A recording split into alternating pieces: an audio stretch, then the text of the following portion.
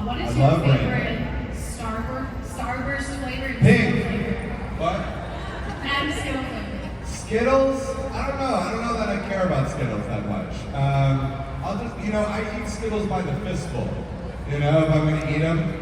So I don't even know which one I like better. But Starburst, without a question, there's really no contest. It's pink, right? Are we all on the same page? What? Pink is superior. It's elite, if you will. What about you? What's your favorite Starburst? I'd say yellow, actually. Yellow's my second favorite, but that's blasphemy to say it's the best. It's just crazy talk. Crazy. But thank you for that question. Hello. Hi. Two quick questions. One, where's the blue cardigan? The blue cardigan is currently charging.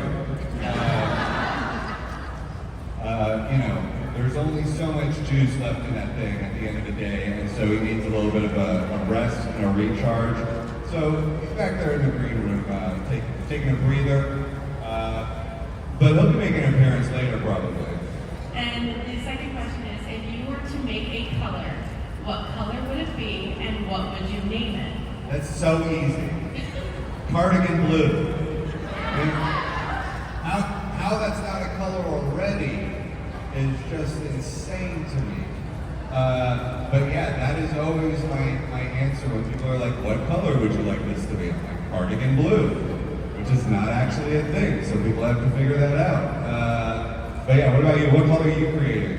A color of like a burgundy and a purple, like a little bit more of a deeper purple, and I would name it blood wine. Ooh, I like it. Blood wine.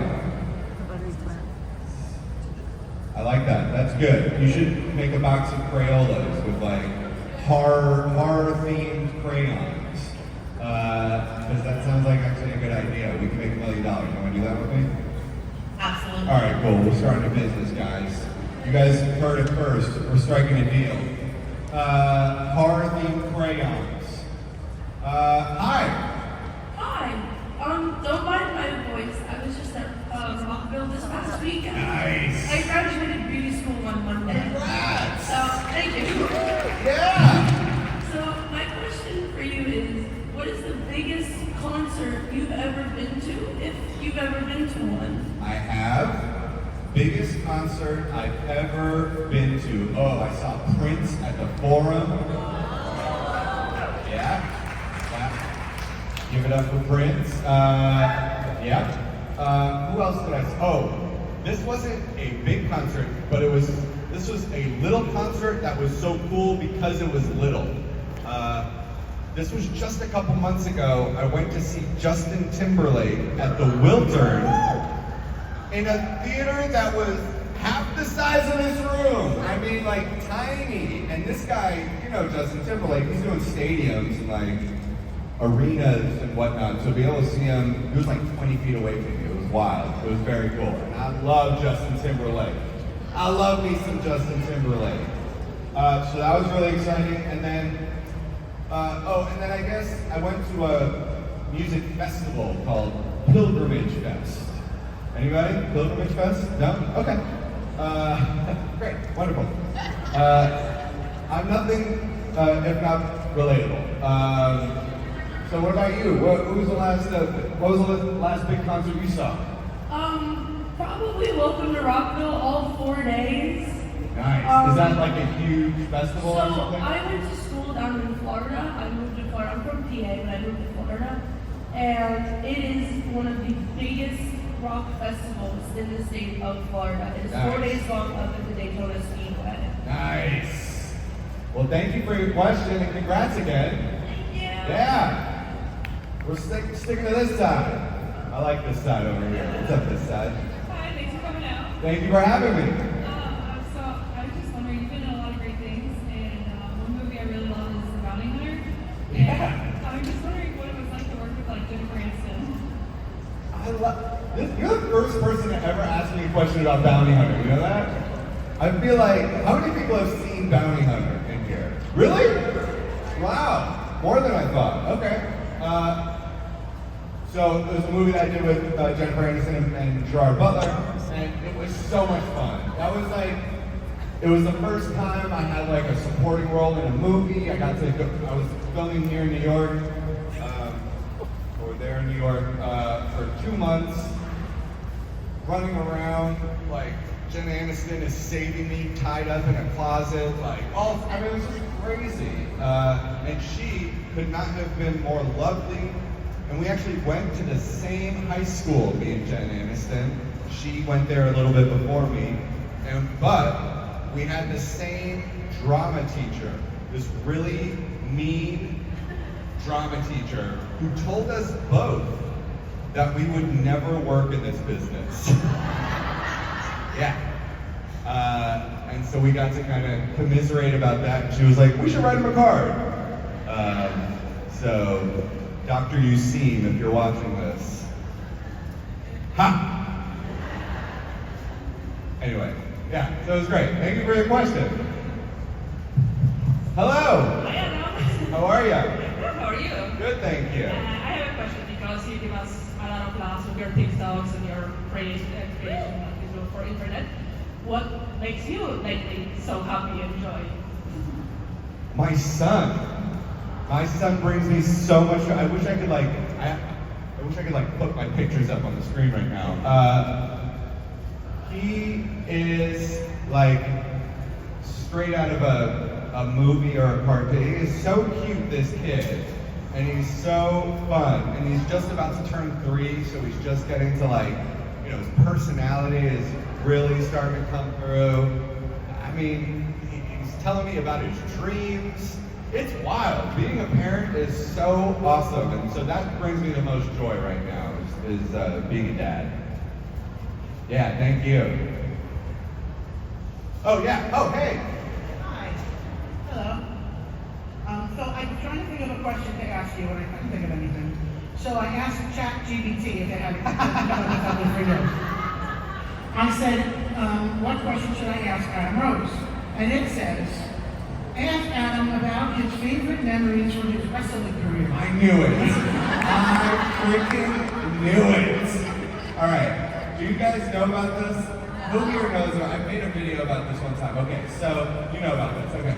So there once was a wrestler who was in the WWE named Leo Kruger.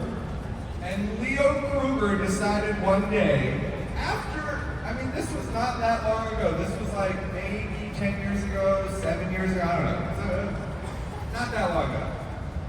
I had already been acting, I'd been on TV, I'd been on Supernatural, I've done a bunch of stuff. My name was not out there a lot, but it was out there.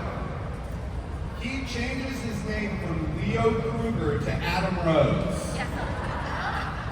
Which is not the most intimidating name. Like, for a wrestler to be named Adam Rose, it's like, I don't even understand why. Leo Kruger, he was killing it with that name, and then he changed it to Adam Rose. Okay, so then it gets worse. I'm like, okay, there's this guy, and he's kind of famous in the WWE, right? Like, you guys follow wrestling? Like, he was a thing for a second, right? Then one day, he gets arrested for domestic violence. And guess whose picture they put on some of the articles? My mom was calling me like, Dad, what did you do? And I had to call and email and get the pictures taken down. They connected some of these articles to like my IMDb and stuff like that. So it was a nightmare for like a week of my life. And to this day, so he got kicked out of the WWE, and to this day, when you Google me, one of the things that comes up is South African wrestler, which I am not. I am not a wrestler. You sure about that? I'm sure about that. Sure about that? So there we go. That's. I'm sorry to bring up the family. No, it's okay. Honestly, we can all laugh about it now. Because otherwise I cry about it. Hi. Hi, how are you? So good, how are you? I'm good. So I'm sure you get asked this question a lot, but what made you the Blue Cardigan Guy? Like, how did it all start? All right, so forgive me if you've heard this already, but I'll tell you. Basically, when not just me, but everybody started making TikToks in 2020, I was at home a lot, and I would be, in my pajamas or whatever, like scrolling TikTok and making videos, seeing a trend, doing that, and I would wear whatever I was wearing right then. And one day, it was kind of chilly in my house. My hoodies were in the wash. I grabbed a hand-me-down cardigan that my brother gave me that I never wore, that just sat in my closet. And I just grabbed that and I put it on. And then it just so happened that day, I made a video called the Alternative Woe Challenge, which was a parody dance that I created. And that was my first viral video. And the next day, when I was like, oh my God, I have my first viral video, like I'm gonna make another video and I want people to know that was me, so let me wear the cardigan again. And then I wore it again, and then I wore it again. And then I didn't wear it for one video and people were like, where's the cardigan? We didn't sign up for Red Hoodie Guy. So I deleted that video. And I never looked back. And now I'm Blue Cardigan Guy. Yeah, that's how it happened. Yeah, thank you for your question. You're welcome. Yeah. Hello. Hey, so I am 70 years old.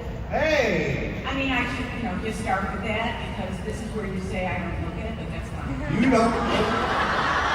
I can barely see from over here, but you're gonna look at Dan over. Always says, and you're all that here, so. You look like an inch tall from here too. It's amazing. So I have to ask you, my husband, who has never seen Supernatural and thinks it's about a tall guy, a guy who drives a black car and an angel, doesn't know any more than that, is in love with you because of the construction videos. Oh, yeah. Can you tell how those got started? Those got started by, I started making some React videos where I would kind of stitch myself into the video and pretend like I'm there, kind of interacting with these viral videos. And then a couple came along that were construction videos, people on a construction site. And so I ordered a construction hat. You can buy anything on Amazon. And a vest. And I made a video of me on a construction site reacting to crazy construction things. Next thing you know, it's got 100 million views, literally 100 million views. And now everybody on the internet is making these types of videos where they're reacting to stuff. So yeah, we've started a trend with that one. This man didn't watch videos till you, so props to you. I love that. Say hi for me, please. Hello. Sorry, hi. Were you at the rock concert too? No, not that Yeah. Sorry, I don't know. How do you get to?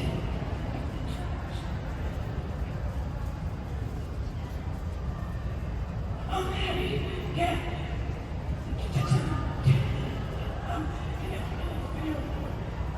Take your time. You're good. Sorry, You're all good. You're all good. how do you get? Justin's phone. Oh, the TikToks. Yes. Oh man. Honestly, he likes doing them. I don't have to do anything to get him to do them. Like I last time when we did the powdered donut one, I literally just told him like, hey, Jack, because we were in where were we? Burbank, I think.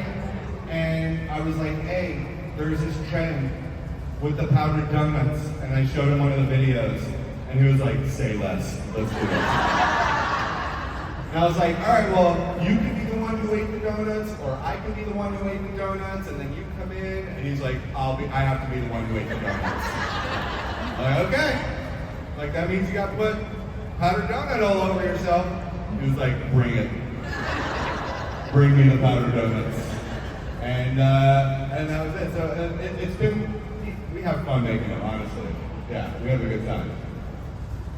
Thank you for your question.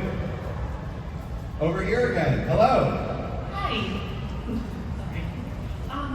My question's actually perfectly timed because I just wanted to know if you found out who ate your donuts. The jury's still out on that one. I've got my thoughts about potential suspects, but if you guys have any ideas, please let me know. Tweet me or X me or what do people say anymore? It's tweet. It's tweet. Is that what people would say? X me? Sounds real weird. Anyway, thank you for that question. We got another one over here. Hello. Hi. I just wanted to know, like, what was like the first time you stepped into Supernatural asset? Like, did they welcome you? Did they make fun? Did they try to like friend you? Yes. Yes and yes and yes. They were super warm, really nice, and I feel like y'all have probably heard this story a million times. I don't know, but I will tell it once more, just for funsies. The prank that I got, which, I was told by Phil, the director, that means they like you when you get pranked. So I was happy this happened, but at the time it was I was sweating. So basically, we're doing the scene, we're doing my coverage, right? The camera's on me, there's no cameras on the guys. It's like an intense scene. It's a scene where they're talking about like taking out the golem, and I'm like, hey, that's my golem. Like, what are you, all of a sudden I'm like stepping up to Jensen, so I'm like doing this kind of thing, right? And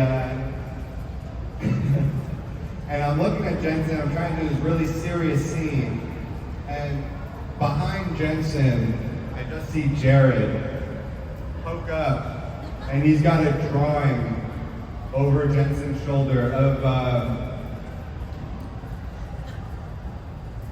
something phallic in nature. I don't know how and then the obscene gestures start. And I'm trying to keep a straight face. So if you guys watch the season 8 gag reel on the DVD, do people still use DVDs? Is that still a thing? Are we still on DVDs? Great. Okay, cool. So gag reel is still a thing that exists. Okay, great. So on the season 8 DVD, gag reel, there's an outtake of me just busting up laughing, and that is what's happening behind the camera. Obscene gestures with a picture. But apparently Jared's a great artist, so that's something. It was very detailed. He's done that before. I'm just saying, I feel like that wasn't the first time that he's ever done that. So yeah, and that meant they liked me. So it was a nice warm moment. And Phil was like, you see, and all of a sudden, yeah, that was how they welcomed. And I loved being on that set. I've talked about this before a lot, but holy crap, the food on that set was unbelievable. I still think, it was like 10 years ago, I'm still thinking about it. What's that? The sandwiches. I'm telling you, they would just have food traveling around the set at all times. It was like cut, and all of a sudden they would just have like a tray of soup. Or then, like the next take, it's like, hey, look, we got sandwiches now. We're like, hey, work's over. There's a falafel truck on your way out. And it's like, what? This is amazing. I need a falafel truck everywhere, all the time. So yeah, that was one of the more memorable parts of being on that set. It was a great set, honestly. One of the best sets I've ever been on. Yeah. By the way, just so you know, I know you have a family in Israel, and I'm here from Israel. Hey, I hope everybody's safe. Yeah, thank you. Hello. I'm sorry. Hi. How are you? I'm good. How are you? Good, thank you. My question is, what's your A bad date? Yeah. Oh, I mean, you just throw up on the table. No, I mean, you don't even have, that's it. Like, it's a mic drop moment when you just throw up on the table. That's it, the date's over. I don't know, you could do the whole, tell a friend to call you, or text with an emergency. You could do, don't do this. I've heard people will just like go to the bathroom and then disappear. So don't do that, that sounds terrible. This poor person sitting at the table waiting for you to get back and like, they're thinking you've got tummy issues that whole time too. So it's a lose-lose situation point. Yeah, thank you. Hi. How's it going? It's good. I'm Jody. Hi, Jody. I came very far from Long Island. Hey, thank you for making that trip, that journey. So I believe you're Jewish, right? I am. So am I. And I was curious, what's your favorite holiday? Oh. I mean, honestly, probably Passover, because my dad makes so much delicious food, and it's also the holiday that me and my family actually like get together, fly in from all over the country and spend it together. So that's probably my favorite, just because they're all there, the food is incredible, and we're real lax about all the prayers and the traditions. Like we kind of like roll right through that. We're all very hungry at that point. We're like, okay, get to it. Yeah. The cost does it, okay. Yeah, the stuff, the plates, okay, great. And then there was food. So yeah, that's what's your favorite holiday? I'd say Simchat Torah, because of all the dancing and drinking. Who doesn't love some dancing and drinking? It's great. Thank you. Thank you. Hi. Hello. Funny enough, I'm also originally from Long Island, and my question is Judaism related. All right. One of my favorite lines from Supernatural is when your character says he cheated his way through Hebrew school. I want to know, like, how exactly does one do that and why? Because there was Hebrew school and it wasn't all that hard. You smoked the pages.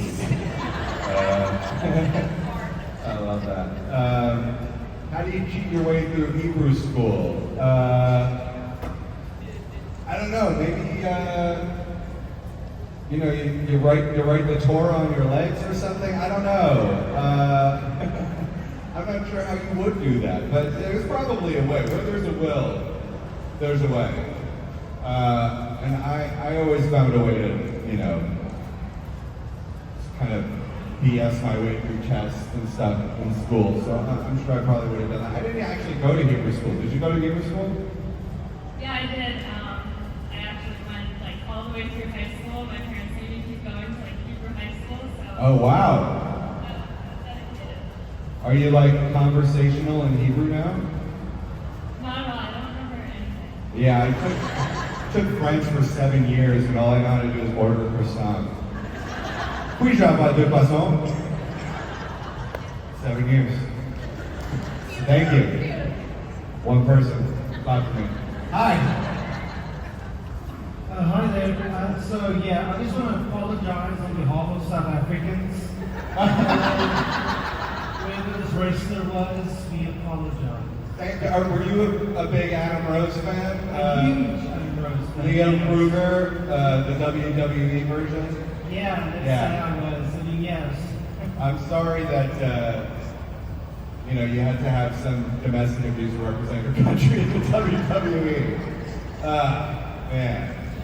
And now I heard he's all jacked now too. He got on steroids. So there's that. We're gonna fight one day for our name. It's gonna be a pay-per-view match that you guys can all check out this summer. We got another one. Hey! Hey, I'm Jess, and I just wanted to give you a hint to tell your son when he's 13, I did cheat my way through Hebrew school, and I will tell you how to do it. Let's hear it. You sit on the opposite end of the classroom table from the person teaching you, and then you flip to the transliterations at the back of the prayer book, and you read those instead of the Hebrew. Whoa.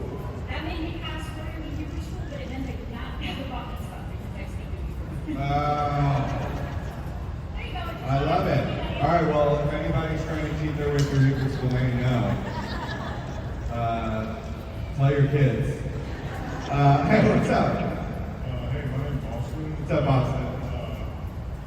You had mentioned WWE. Have you been a long time fan of WWE? And if so, what's your favorite era? You know what? When I was the biggest fan of WWE was like during the Bret the Hitman Hart era, The Undertaker, and his, what was it, the pallbearer? Yeah, and then, who was the sumo wrestler guy? Yokozuna! Are we talking gibberish to you guys right now? I was obsessed. Like, what? Yeah, it's a Generation X! Or Randy Savage, slapped into a Slim Jim. Who? Oh, Randy York? Oh, alright. Oh, and who's the pretty boy guy? Shawn Michaels? No. Not Ric Flair. I don't know. Shawn Michaels, right? Yeah. God, and I went to a match one time, and I caught Bret the Hitman Hart's glasses. So you're just a early 80s and 90s. I guess so. I guess it was more 90s, because I was born in the 80s, so I wasn't aware of it yet. But yeah, 90s, I guess. Thank you. Hello. I'm Matt, and it's another creation question. If you had to create a drink, what would you create and what would you name it? You could use any liquor, you could use any mixer, you could do whatever you want with it, and you get to name it. What would you name it and what would it be? I'm just going to stick with the theme, and I'm going to go Blue Cardigan Guy. That doesn't really roll off the tongue, does it? Cardigan Guy? Blue Cardigan. And it would be like tequila and what's the blue stuff? Wow, you guys have a problem. You guys have a problem, okay? They have 800 numbers for this sort of thing. What's it called? What? Blue Carousel. Oh, Carousel. Yeah, there we go. Tequila, a little blue Carousel, maybe a little, like Grand Marnier or something, or simple syrup maybe, or what else do people put in drinks? Lime? I don't know. It would be delicious and I would drink it. And it'd be blue. Everything blue tastes good. Have you noticed that? Blue things and orange things are delicious. No? Just me? Okay. Anyway, thank you for your question. You're welcome. Hello. Well, hello. I'm gonna go a real serious question. Oh God, I'm scared. Is cereal soup? Get out.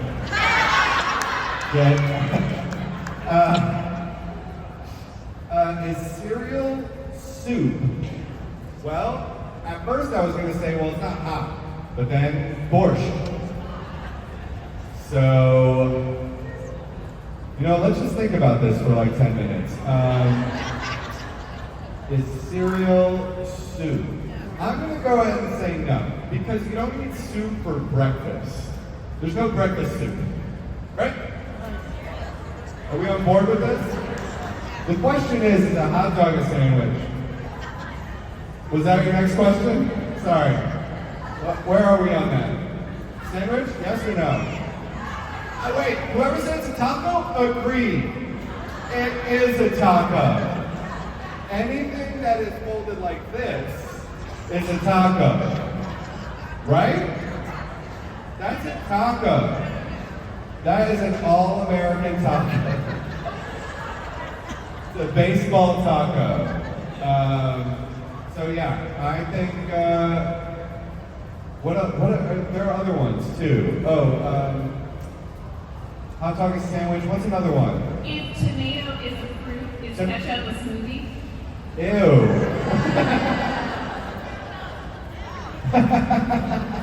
Get out.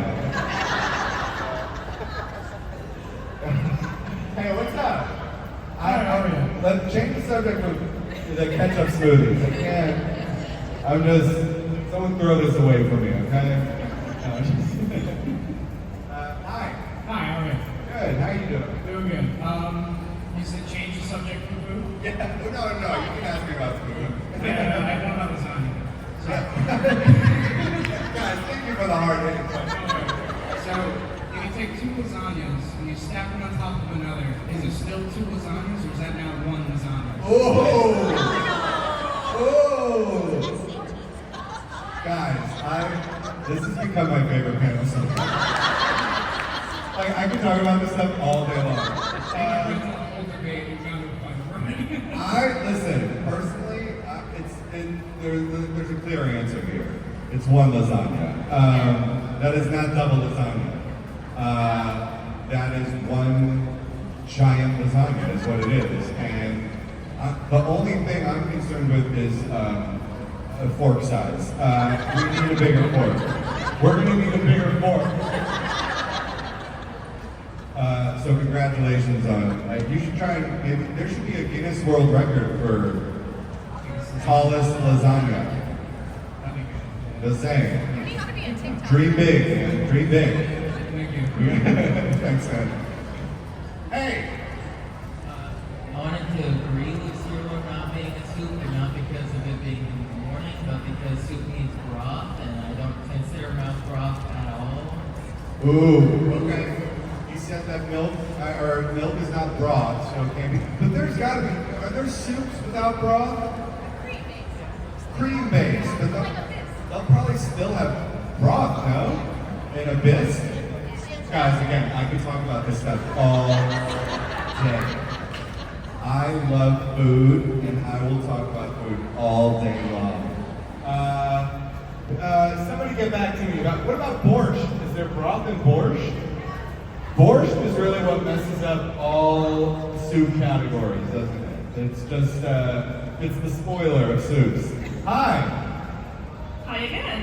Hello. I have a question, because I'm from Poland, and we call sandwiches also when you have one piece of bread, you put whatever you want on the top, and that's a sandwich, you don't need to close it. So how do you feel about that? This is blasphemy. What you're talking about is a toast. Or, a tartine or something? What? Open face. No, but she said one slice of bread. So to me, open face means 2 slices of bread with stuff on both slices. That's why it's open. Exactly. She's doing the right thing over there. But if it's just one piece of bread with stuff on it, that's a toast. Or is it a tartine? Is that the French? Or a ham sandwich? What? A what? A ham sandwich? No, it's not a ham sandwich until it's close.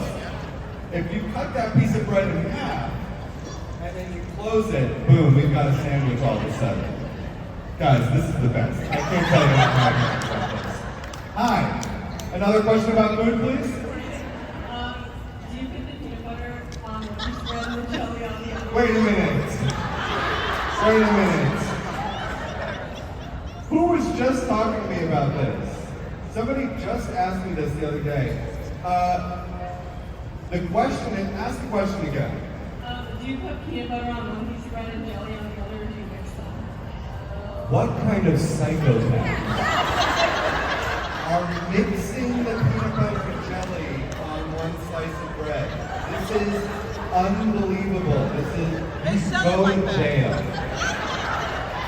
They sell it like that's a jar. That's different. When it's in a jar, but even so, honestly, lazy. I just gotta say, if you've got peanut butter and jelly in one jar, you're lazy. Open 2 jars, get the peanut butter on one side, get the jelly on the other, and it should be about I'm gonna say 65-35 ratio, okay? I like more peanut butter than jelly. I don't wanna argue about this, okay? That is the only way to make a peanut butter and jelly sandwich. Case closed. Thank you for your question. Hi! Hi. I have a question about soups again. Guys, I refuse to take questions about anything else at this point. For all of my panels for the rest of the time. Okay? So, okay, yes, please, hit me with your best soup question. So at what point does a soup become a stew?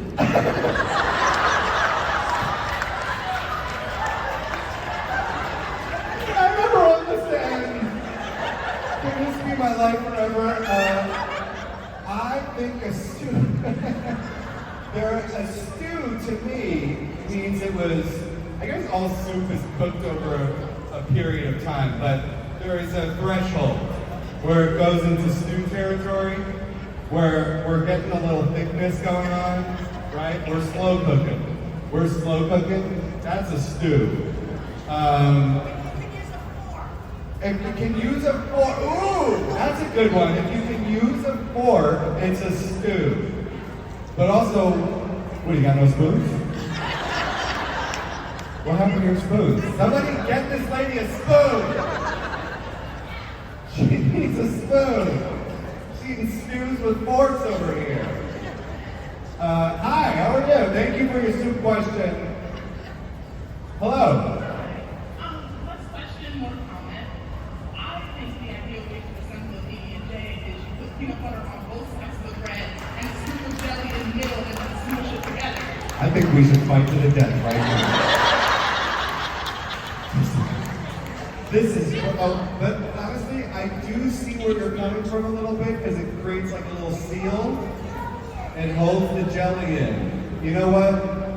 This sounds so crazy, I might just try it. But still blasphemy. Even if I did do it, I would still feel wrong about it. So I'll let you, I'm going to report back. But thank you for the tip. I do like that. Hi. I like how as soon as we were like, let's do questions about food, now there's like lines of us. Alright, I got a question about food. Yeah, So I have a food comments and a food question. Okay, here we go. Hit me. Okay, so there is a more proper way to make peanut butter and jelly sandwich, and if you want that ratio, you put peanut butter on both slices of bread and the jelly in the middle so it doesn't sit out. She just said that! She just said that! Okay, now your question. Alright, so the bigger debate is... You're like, when does a soup become a stew? So, in terms of how you eat it then, do you consider lasagna a cake because you have to slice it to eat it? Oh my god. This just, oh my god. Is it a pasta cake? No, cake is cake, okay? I don't think, no, lasagna can't be cake because I don't want to live in that world. Not everything can be cake. Yeah, I don't know. What do you think? It's cake? I think it could be considered like a meat cake, and if you're in an Italian family, you could have pasta for dessert. There's no such thing as a meat cake. There's meat pies. Why is that a thing? I mean, it's delicious. But who was like, cherry pie's good and all, but I want some beef in it. Alright, but this, I'm gonna, food for thought. See what I did there? Hi again, hello. Alright, this is about brownies. What's your favorite, a corner cut or a middle cut? Ooh. I gotta be honest. I choose neither. I want a side. I want a side piece. Okay? I want one side. You know what you mean, what you mean. I know.